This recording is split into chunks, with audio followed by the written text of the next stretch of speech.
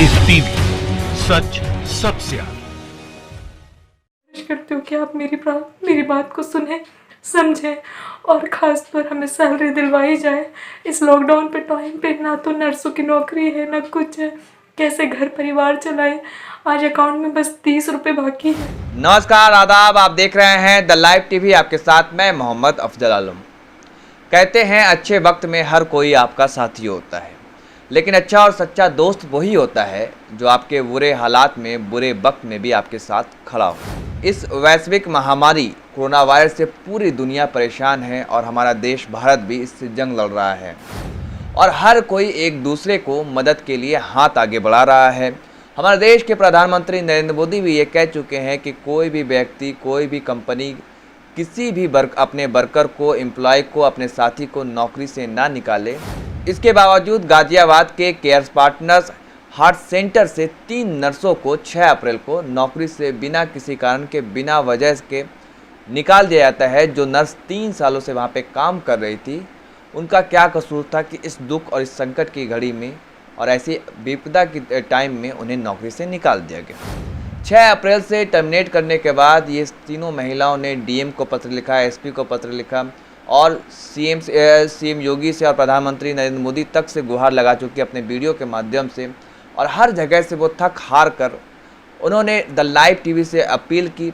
और the live TV हमेशा दबे कुचले, पीड़ित और जन सरोकारों की आवाज़ उठाता है ताकि सरकार को आईना दिखा सके और आप तक सच्चाई से रूबरू करा सके। अब सुनिए उनकी दर्द की दास्तां कि 6 अप्रैल को निकालने के बाद उन्होंने किस तरह से वो मदद की गुहार लगाई, अपने ऑफिस में भी बात की, लेकिन उनकी कोई सुनवाई नहीं हुई वहाँ पर। सुनिए इस वीडियो को। मेरा नाम रवीना है और मेरा नाम शिवांका है। हम लोग care partner heart centre Ghaziabad, जो कि नंदग्राम में है, वहाँ पर काम करते थे। अभी 6 अप्रैल को हमारे साथ कुछ ऐसा हुआ है जो कि हम आप सबके साथ आप बीती बताना चाहते हैं, जो कि हमारे साथ बीता है। मैं खुद 2017 से यहाँ पर काम कर रही हूँ। 2017 से 2020 अच्छे से जा रहा है, सब कुछ अच्छा चल रहा था।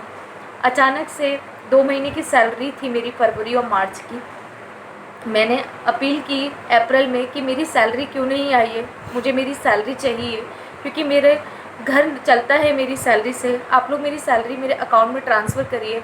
मैं जानना चाहती हूँ कि अब तक मेरी सैलरी क्यों नहीं आई है। सेम इसके साथ भी यही सिचुएशन हुई और ऑन सडन हमारे पास 6 तारीख को फ़ोन आया था। तो सबसे पहले मेरे पास फ़ोन आया था, तो उन्होंने बोला कि हम आपको निकाल रहे हैं। हमारे पास हेड ऑफिस से मेल आया है कि शिवांका रवीना को निकाला जाए। हमने पूछा भी था कि हमें क्यों निकाला जा रहा है, क्या रीज़न है, तो हमें कोई रीज़न नहीं दिया उन्होंने, ना ही हमें ऐसी कोई बात बताई कि उस वजह से हमें निकाला जाए। मगर फिर भी हमने उनसे पूछा, हमने हेड ऑफिस में भी फ़ोन किया, किसी ने हमारा फ़ोन नहीं उठाया, ना ही हमें कुछ बताया। हमारे जो एचओडी हैं उनसे भी हमने पूछा, उन्होंने भी हमें कुछ भी नहीं बताया। अचानक से हमें टर्मिनेशन लेटर आया हमारों के हाथों में, लेकिन हम समझ नहीं पाए कि हमें क्यों टर्मिनेट किया जा रहा है।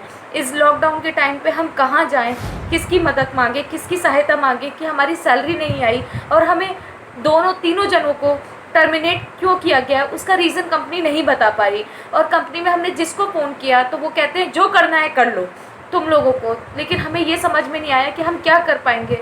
हम लोग मिडिल क्लास फैमिली हैं, हम लोग डीएम ऑफिस गए हैं, एसपी ऑफिस गए हैं, हम लोग एडीएम ऑफिस गए हैं, हमें कहीं से भी मदद नहीं मिल रही है। हर जगह कंप्लेंट दर्ज कराई थी, मगर किसी ने भी हमारी नहीं सुनी। इवन हम लोग नंदग्राम की चौकी पे भी गए, हम लोगों ने सबसे हेल्प मांगी, लेकिन हमारी हेल्प कहीं नहीं करी गई। इसीलिए आप सबसे हाथ जोड़कर विनती है कि आप हमारी मदद करें। हमारी इस वीडियो के माध्यम से हम अपने प्रधानमंत्री मोदी जी तक ये बात पहुंचा सकें। आप हमारी मदद करिए।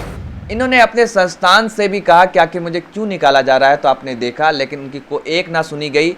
इसके बाद इन्होंने डीएम और एसपी तक भी अपना पत्र लिखा कि उनको यहाँ से भी इंसाफ मिले। वहाँ भी उन्होंने मदद की गुहार लगाई, लेकिन वहाँ भी इन्हें मदद नहीं मिला। वो भी वीडियो को देखिए। 6 तारीख को टर्मिनेशन लेटर हम लोगों को मिला था और 6 तारीख से लेके आज 26 तारीख हो गई है।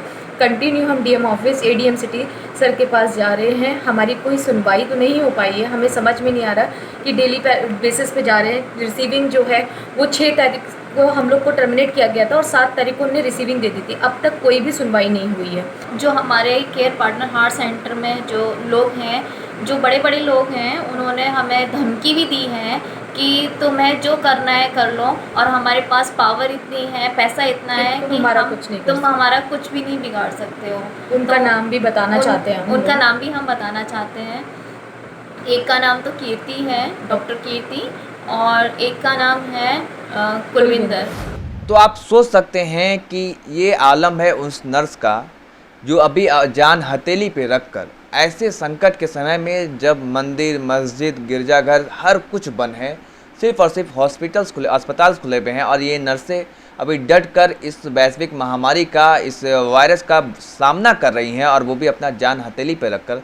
फिर भी इन्हें भी ऐसे आलम हो गया, ऐसा हालात हो गया कि इनके घर में खाने को नहीं है। किस तरह से बता रहे कि अब हम क्या खाएंगे, हमारे पास पैसा भी नहीं बचा, हमारी फैमिली है, हम खुद परिवार को चलाते हैं।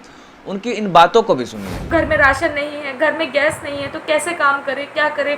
फाइनेंशियल वीक है, हमारे पापा भी बेड रिडन है, जो कि हम पैसे भेजते थे अपने घर में, वो भी पॉसिबल नहीं हो पा रहा है। इस परेशानी, इस दौर में हम क्या करें, कुछ समझ में नहीं आ रहा है। सबसे बड़ी बात, हमारे पास कोई नतीजा नहीं है। बस ये सोच रहे हैं कि जो लेटर हमने लिखा, हमने डीएम सर के पास पहुंचाया, हमने एडीएम सर के पास पहुंचाया, उसके बाद भी हमारी सुनवाई नहीं है, उसके बाद भी हमारी कोई भी नहीं सुन रहा है। ठीक है, उसके बाद हम लोग ऑफिस में बात करने की कोशिश करते हैं तो वो लोग हमें एक सीधा सा जवाब दे देते हैं कि आपसे जो होता है कर लो। तो ऐसे कैसे हम लोग कैसे करें, क्या करें, कुछ समझ में नहीं आ रहा है। और सबसे बड़ी बात तो ये होती है ना कि इस टाइम पर राशन की सबसे ज़्यादा ज़रूरत है, गैस की सबसे ज़्यादा ज़रूरत है, जो कि अभी हमारे घर में परेशानी है। आप लोगों से विनती है कि आप लोग हमारी मदद करें, किसी भी तरीके से आप लोग हमारी मदद करें।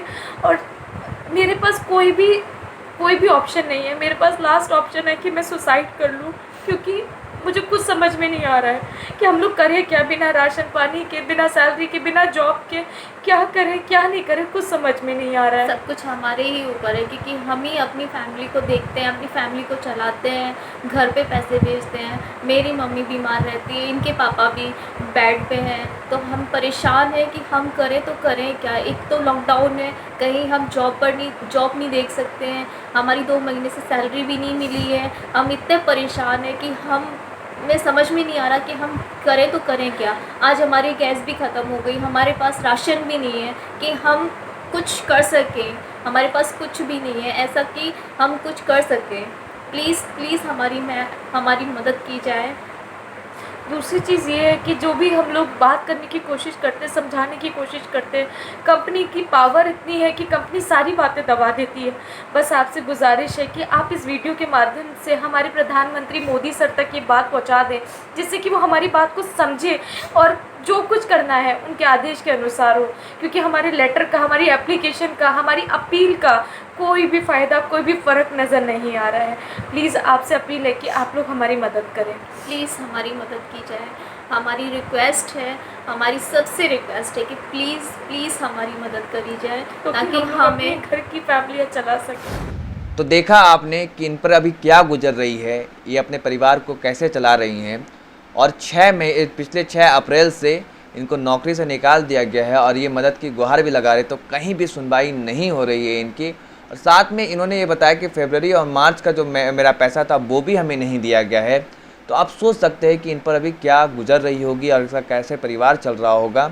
अभी तो इन्हें चाहिए था कि अस्पताल को कि कुछ भी हो, अपने साथी, अपने नर्स का, अपने स्टाफ का अभी साथ दे और उनके साथ खड़े हों कि ऐसे संकट की घड़ी में। लेकिन उनको नौकरी से निकाल दिया गया और उन्हें बेरोजगार कर दिया गया। अब सवाल यही बनता है कि प्रधानमंत्री के कहने के बावजूद भी ऐसी हरकतें हो रही है। तो आप देख रहे हैं कि ये क्या आलम है जो कि सामने निकल करके आ रही। तो ऐसी कई तस्वीरें हैं जो सामने नहीं आ पा रही है।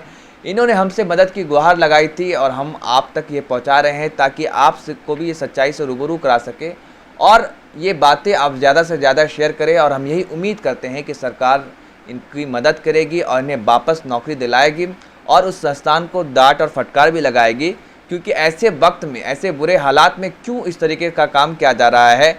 जो नर्सें पिछले 3 साल से उनके साथ थी, उनके ऑफिस में काम कर रही थी, जो अच्छे वक्त में आपके साथ थी, तो दुख के समय भी तो आप उनको अपने साथ खड़े रखो। आखिर ऐसा क्यों कर रहे हैं, यही सवाल है। और इसे आप ज़्यादा से ज़्यादा शेयर कीजिए और ज़्यादा से ज़्यादा लोगों तक पहुंचाइए ताकि इन्हें इंसाफ मिल सके। और हम भी यही उम्मीद कर रहे हैं कि इन्हें इंसाफ मिले ताकि इनका घर परिवार ठीक ढंग से चल सके। जो हालात अभी पैदा हुए हैं, इनके घर में खाने पीने की भी दिक्कतें हैं, वो ना हो, हम यही उम्मीद करते हैं। धन्यवाद। द लाइव टीवी, सच सबसे आगे।